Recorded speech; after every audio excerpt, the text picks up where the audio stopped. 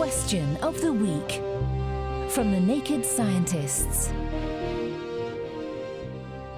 Hello and welcome to Question of the Week. I'm Eva Higginbotham, and this week I've had my eye out looking for the answer to this question from one of teacher Ellie's students. My name's Ellie and I'm a teacher from Manchester, and we've been studying genetics, and one of my students asked me a question that I couldn't answer. Hi Dr. Chris, I'm a Year 9 student from Manchester and I have got one blue eye and brown eye, and I have a question for you. When I have kids, are they going to have a blue eye and a brown eye like me?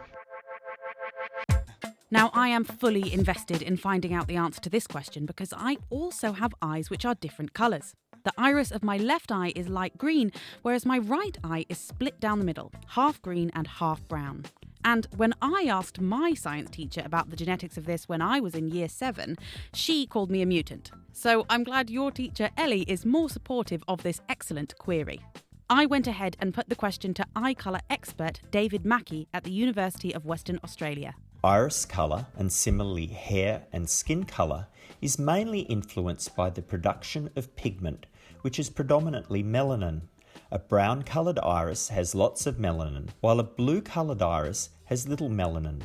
The eye appears blue for the same reason the sky appears blue, from the scattering of light. In the case of an eye, light is scattered by the clear collagen fibres in the front part of the iris. Similarly, there's no green pigment for green eyes. Instead, the eye appears green due to a combination of minimal melanin and light scattering. So, that's why eyes appear different colours. But what determines what colour eyes each of us has? We used to think the genetics of eye colour were quite straightforward, with brown being dominant. We now know that the genetics of eye colour are quite complex, with dozens of genes and environmental factors also playing a role. Newborn babies often have lighter coloured eyes, and the pigment increases over the first few years of life. Having one eye of different colours is known as heterochromia, and this is usually due to environmental factors. An eye injury can affect eye colour, with David Bowie being a famous example. So if heterochromia is often caused by environmental factors, what does that mean for the children of people with heterochromia?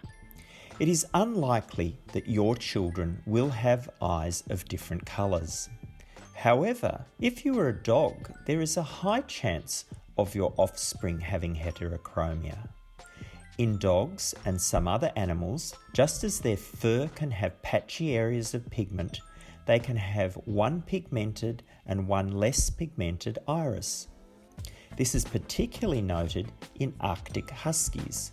Some genes associated with this have been identified. So there you go.